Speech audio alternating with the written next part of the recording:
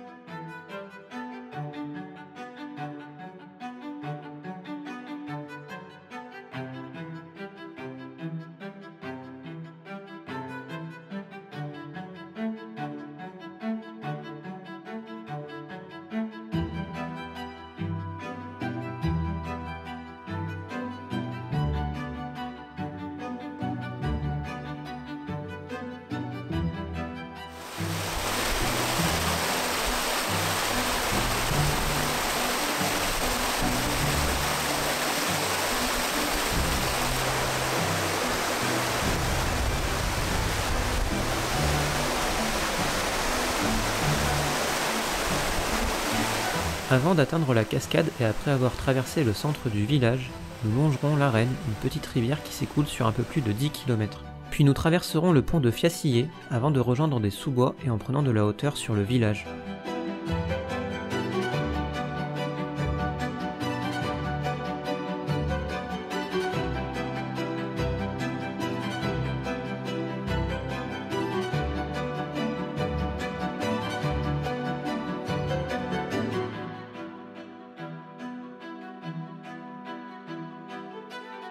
C'est après une petite heure de marche que nous arrivons à la cascade de Clairefontaine. Située dans les bois et sur les hauteurs de Virieu-le-Grand, la cascade n'est jamais à sec, même pendant les épisodes de sécheresse.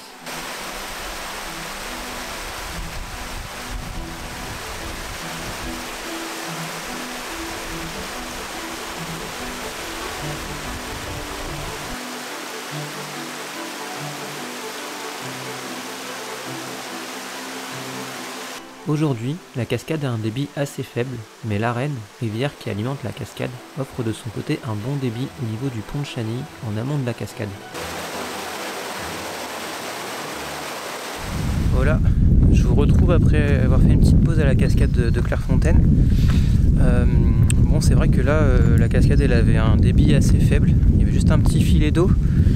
Le lieu reste quand même très sympa et très calme, là vous voyez, il n'y avait personne aujourd'hui, mais c'est vrai que je suis allé à la cascade il y a de ça quelques semaines pendant l'hiver et le débit était autrement plus impressionnant, donc la cascade peut être très belle à voir après des épisodes de pluie et pendant l'hiver notamment, donc sachant que c'est sécurisé l'accès, donc plutôt privilégié à ce genre de moment pour aller voir la cascade. Petite info concernant le balisage pour cette randonnée. Donc au départ du village, le balisage il est plutôt très clair, où il faut suivre le balisage jaune, donc qui nous mène jusqu'à la cascade, puis ensuite jusqu'au pont de Chanilly. Quand on arrive à ce pont, il ne faut pas le traverser, mais il faut aller à droite et ensuite emprunter donc une large piste en gravier, où là le sentier n'est plus balisé, mais c'est tout à fait sécurisé. Il suffit de suivre la large piste et on rejoint ensuite un chemin qu'on a pris à l'aller pour rejoindre le village. Donc c'est tout à fait sécurisé, il n'y a pas de souci. Voilà. Allez, on continue la rando.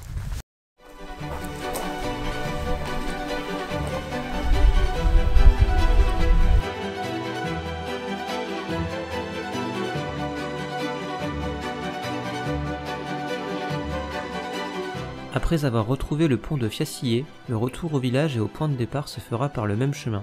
Si la vidéo vous a plu, n'hésitez pas à vous abonner et à laisser un pouce en l'air. Quant à moi, je vous dis à bientôt pour de nouvelles randos.